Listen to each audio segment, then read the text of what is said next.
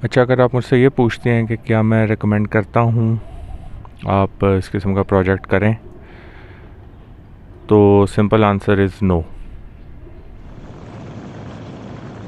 अस्सलाम वालेकुम everyone, hope everyone is doing good. अच्छा जनाब, आज है 9 तारीख़ और फाइनली वेगो की ड्राइव भी। मैं ज़रा जा रहा था, एक वॉक्सवैगन क्लब ऑफ पाकिस्तान वाले हैं, उनकी एक राइड है आज।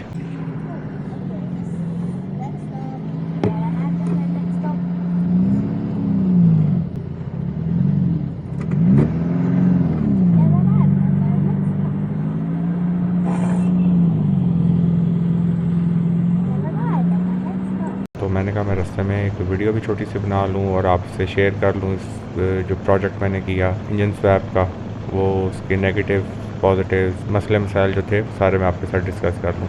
वीडियो में शॉर्ट रखूँगा, ज़्यादा लंबी कहानियाँ डालने की ज़रूरत नहीं है। बोलने को बंदा जितना मर्ज़ी बोलता रहा, डजंट मेक एनी सेंस। शुरू में इस चीज़ से करूँगा कि जब मैंने बाइक का प्रोजेक्ट करना था, मैंने एक तो ये सोचा था मैंने प्रोजेक्ट करना है, खुद बाइक बनाना है, मैंने कोई बना बनाया ख़रीदना नहीं है, तो मैंने शुरू ही इस पॉइंट ऑफ व्यू से किया था। सेकेंडली ये चीज़ थी मेरे जहन में, जो 2 पॉइंट्स बनाते हुए बाइक मेरे जहन में थे कि ऑल्ट्रेशंस मिनिमम हो और उसकी ड्राइवेबिलिटी अच्छी हो। ऑल्ट्रेशंस कम इसलिए ताकि उसकी ड्राइवेबिलिटी अच्छी हो। अब जितनी एक्सटेंसिव ऑल्ट्रेशन करेंगे उतने ही चांसेस ज़्यादा हो जाते हैं चीज़ें ख़राब होने के। तो मैं चाह रहा था कि ऐसा एक कॉम्बिनेशन बने इंजन का और बाइक के चैसी का कि उसमें मुझे मिनिमम छेड़खानी करनी पड़े। उस पॉइंट ऑफ व्यू से मैं ढेर सारे ऑप्शंस थे मेरे पास। होंडा के CB150F हो गया, डिलक्स हो गया, CB125F हो गया, कई चैसी हैं होंडा के ज़्यादातर, या फिर सबसे कॉमनली यूज़ है सुजुकी GS150। वो एक ऐसा चैसी है जो हर इंजन एक्सेप्ट कर लेता है। लेकिन उस कुछ मसले मसाइल मेरे इस किस्म के थे। मैं चाहता था कि मेरे लिए राइड कंफर्टेबल हो, बाइक देखने में अच्छा लगे, उसके पार्ट्स वगैरह भी मिल जाएँ। तो सारी चीज़ें मैं सोच के कैलकुलेट करके मैं फिर वीगो पे पहुंचा था, क्योंकि वो देखने में भी अच्छा है। ऑल दो पार्ट्स वगैरह उस तरीके से नहीं मिलते इतने इजीली, लेकिन एक बैलेंस ट्राई करना था कि बाइक मुझे यानी अच्छा भी लगे विजुअली, जो मैं चाहता हूँ वो चीज़ हो, और थोड़े बहुत उसकी आफ्टर सेल सपोर्ट भी हो। तो मैं इसलिए वीगो पे पहुंचा था। वरना तो वैसे तो और कई ऑब्सक्योर ऑप्शन हैं, आप चूज़ कर सकते हैं, लेकिन आप फिर फंस जाते हैं। मैं रॉबिन्सन की साइड पे नहीं गया था, मैंने शुरू में अलॉय व्हील्स की वजह से मैं वीगो मैंने डिसाइड किया हुआ था। उसके बाद फिर आ गया था इंजन फिर वकार भाई हमारे होते हैं, पुराने पार्क व्हीलर्स हैं लाहौर में, स्लीपर्स एंड टूरर्स के नाम से उनका पेज है फेसबुक पे। उनके पास एक एक्सटेंसिव कैटलॉग है इंजन्स की। तो उनके लाख सवा लाख से इंजन शुरू होते हैं, 3 साढ़े 3 तक जाते हैं। ये ऑलमोस्ट मिड रेंज का इंजन है। इंजन की टेक्निकल डिटेल्स मैं आपको बता देता हूँ। तकरीबन मेरे ख्याल में 20-21 हॉर्स पावर बनाता है, तकरीबन इतने न्यूटन मीटर टॉर्क है और 6 स्पीड है। वैसे ये RX1 जो जोंक्शन का है बाइक, उसमें जो एयर कूल्ड जो top of the line engine है वो ये वाला है। जो उसमें उससे भी ज़्यादा ऊपर जाते हैं वो तो फिर ज़्यादा वाटर कूल्ड आ जाते हैं, ये एयर कूल्ड है। तो वैसे अच्छा इंजन है, मज़े का इंजन है। वाइब्रेशन इसमें ऑलमोस्ट ज़ीरो है। इंजन बॉडी में फिट करने के बाद हल्की फुल्की हैं, लेकिन वो उसको बाद में हम डिस्कस करेंगे। यूज़ इंजन भी वैसे तो मार्केट में मिल जाते हैं, लेकिन मैंने शुरू से डिसाइड किया हुआ था कि मैंने न्यू लेना है। मैं यूज़ के चक्कर में नहीं पड़ना चाह रहा था, वो एक जुआ ही होता है। न्यू के एक अपना एक फ़ायदा है। पहली बात तो ये ऑलमोस्ट आप 0 मीटर बाइक बना रहे हैं, तो उसका एक अपना ही एक चार्म और मज़ा होता है। ये वारंटी में है ये इंजन, और साथ आपको carburettor, CDI, starting relay, coil, ये इस किस्म की चीज़ें भी मिल जाती हैं। तो वकार भाई ने इस मसले में मेरी बहुत हेल्प की थी, बहुत गाइड किया मुझे, तो I am thankful to him as well. उन्होंने बाद में भी, सिर्फ ये नहीं है कि इंजन बेच के उन्होंने कह दिया कि भाई चलो ठीक है जाओ भागो, वो बाद में भी मुझे गाइड करते रहे। मुझे स्प्रॉकेट चाहिए थी, उन्होंने वो अरेंज करके दी। स्प्रॉकेट का लॉक चाहिए था, वो अरेंज करके दिया। तो उनकी इस सिलसिले में बहुत हेल्प है, so I am thankful to him as well. अच्छा, एक मज़े की चीज़ ये है कि एज आई सेड कि मैंने बहुत सोच समझ के इंजन और चैसी डिसाइड किया था, तो इंजन को बैठाने में इतना टाइम नहीं लगा। द फैक्ट कि मेरा बाइक 6 दिन में सड़क के ऊपर आ गया था, मैं उसे चला रहा था, ये बड़ी बात होती है। तो वो उसमें इतना कोई मसला नहीं था। इंजन उन्हीं बोल्ट टू बोल्ट बैठा था। छोटे छोटे जो मसले आए थे मुझे, वो मैं आपको बता देता हूँ। कार्बोरेटर की जो हड्डी होती है, उसका जो इंसुलेटर होता है, उसका एंगल ऐसा था कि वो एयरबॉक्स के साथ नहीं मिल रहा था। जो मेरे जो टेक्नीशियन थे वकास, वो चाहते थे कि हम मिनिमम फजूल किस्म की ऑल्ट्रेशन करें और जेन्युइन रखने की कोशिश करें बाइक को। हम इसका जेन्युइन काम करना चाह रहे हैं। तो उसमें हम बहुत हद तक कामयाब भी हुए थे, लेकिन उसमें ज़्यादा फिर टाइम लगता है आपको उस तरीके से चीज़ करने का। आप हर चीज़ काटते पीटते रहें फिर तो जल्दी काम हो जाता है, लेकिन जब आपने सही काम करना होता है फिर उसमें आपको ज़्यादा टाइम लगता है बाज़ औक़ात। तो इस दफ़ा भी यही सिचुएशन थी। कार्बोरेटर को बैठाना, ये साइज़ में थोड़ा बड़ा होता है PZ30, उसको एंगल वगैरह ठीक देना, उसमें ज़रा टाइम लगा। केबल्स वगैरह सारी डिस्टर्ब हुई, क्लच केबल वगैरह वो इधर उधर टकराती थी, जलती थी सिलेंसर के साथ, उसको ठीक करना। थ्रॉटल केबल ऊपर टैंक के साथ टकराती थी, उसको ठीक करना। चोक केबल थी वो ख़राब थी, उसको चेंज करना।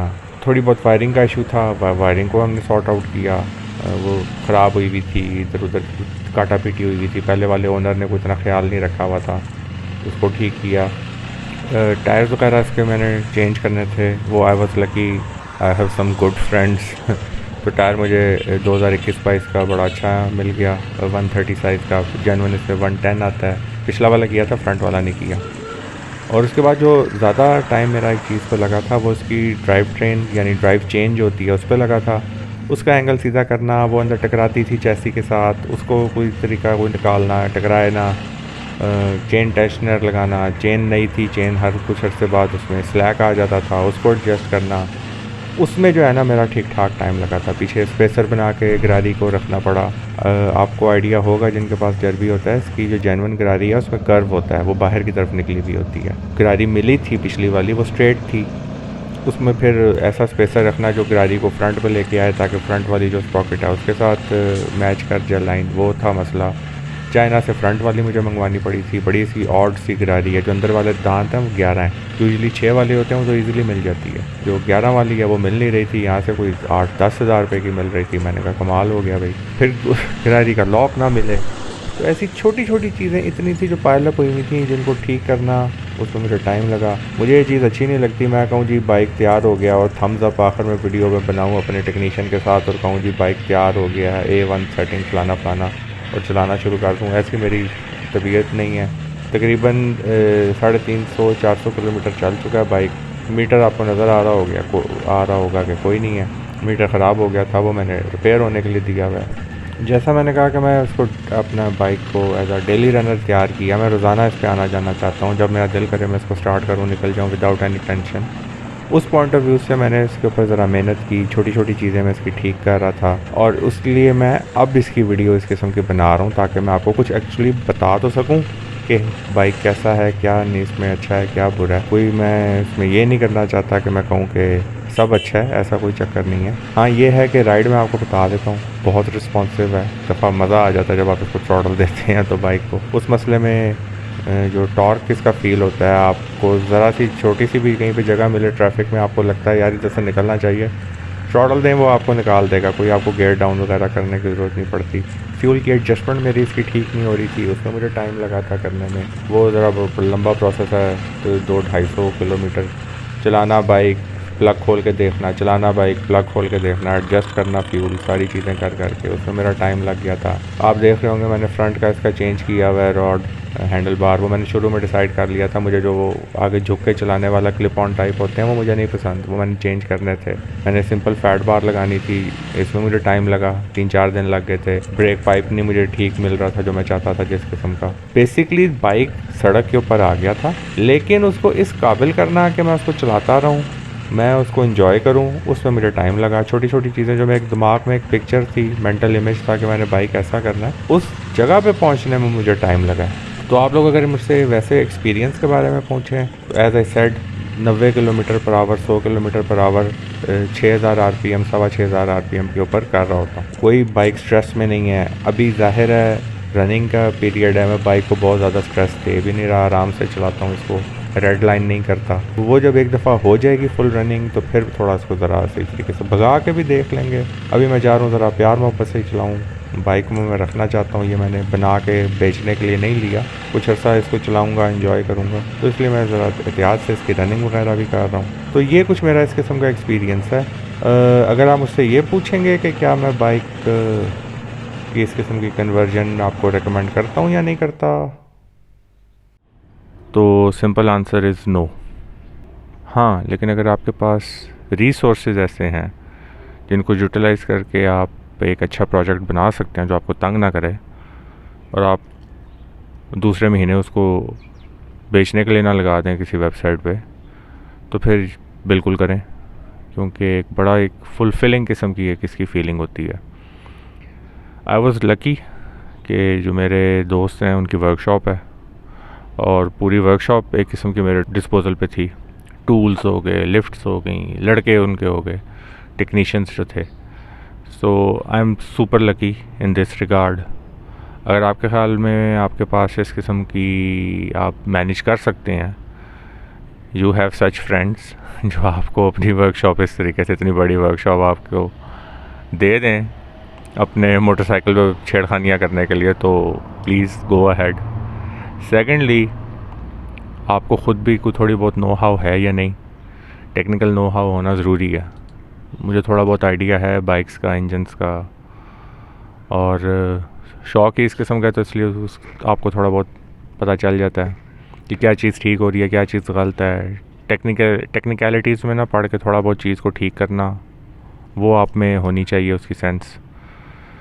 थर्ड, अगर आप ये दोनों चीज़ें आपके डिस्पोजल पे नहीं है, आपके पास कोई अच्छी बड़ी वर्कशॉप नहीं है जहाँ पे आप अपनी मर्ज़ी से काम कर सकें, या फिर आपको ख़ुद भी कोई इतना टेक्निकल चीज़ों का नहीं पता।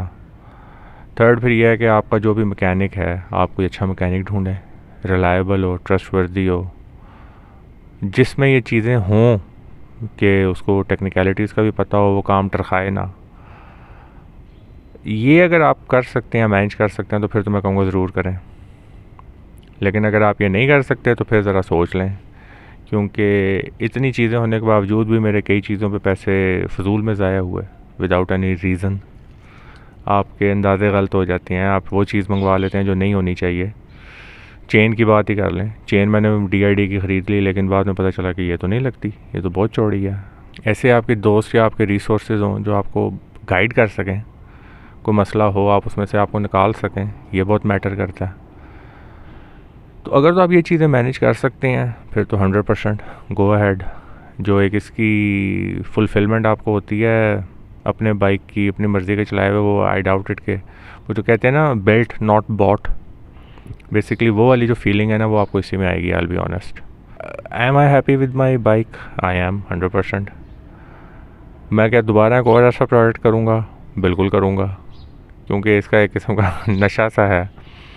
वो करते हुए बंदा ख्वार हो रहा होता है, तंग हो रहा होता है। जैसे मैंने कहा कि मैं जो फ्रंट ब्रेक पाइप है, 3 दिन मेरे उसके ऊपर ज़ाया हो गए, क्योंकि चीज़ नहीं मिल रही ठीक, आप जो चाह रहे हैं वो हो नहीं रहा, कई मसले हो जाते हैं, थोड़ी सी फ्रस्ट्रेशन भी आ जाती है।